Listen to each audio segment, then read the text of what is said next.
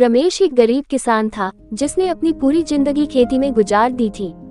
उसकी छोटी सी जमीन अब बंजर हो चुकी थी क्योंकि कई सालों से बारिश नहीं हुई थी। गांव के कई किसान शहरों की ओर पलायन कर गए, लेकिन रमेश अपनी मिट्टी से जुड़ा हुआ था। रमेश के पास अब केवल एक मुट्ठी भर गेहूं के बीज बचे थे। उसकी पत्नी सुमन ने कहा, इन बीजों को बाजार में बेच दो, कम से कम कुछ पैसे तो मिल जाएंगे। लेकिन रमेश ने इन बीजों को आखिरी उम्मीद मानकर बोने का फैसला किया। उसने खेत जोता, मिट्टी को तैयार किया और बड़ी उम्मीद से बीज बो दिए। लेकिन आसमान में एक भी बादल नहीं था। हर दिन वह सूरज की ओर देखता और भगवान से बारिश की प्रार्थना करता। दिन बीतते गए, लेकिन बारिश नहीं हुई। उसकी मेहनत बेकार जाने लगी। एक दिन रमेश हताश होकर खेत के पास बैठा था, तभी गांव का एक बूढ़ा आदमी उसके पास आया।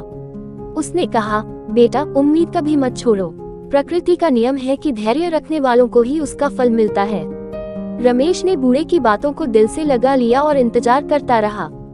एक रात चमत्कार हुआ। आसमान में काले बादल छा गए और तेज बारिश होने लगी।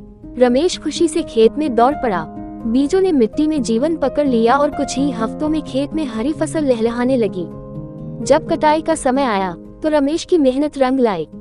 खेत से इतनी उपज हुई कि उसने न सिर्फ अपने परिवार का पेट भरा, बल्कि गांव के दूसरे जरूरतमंद लोगों की भी मदद की। अब रमेश को समझ आ गया था कि सब्र और मेहनत का फल कभी बेकार नहीं जाता। उसकी कहानी पूरे गांव में प्रेरणा बन गई और दूसरे किसानों ने भी खेती में दोबारा विश्वास रखना शुरू कर दिया। शिक्षा, ये कहानी हमें सिखाती है कि कठिनाइयों के समय भी उम्मीद और मेहनत नहीं छोड़नी चाहिए, क्योंकि धैर्य और विश्वास ही सफलता की कुंजी है।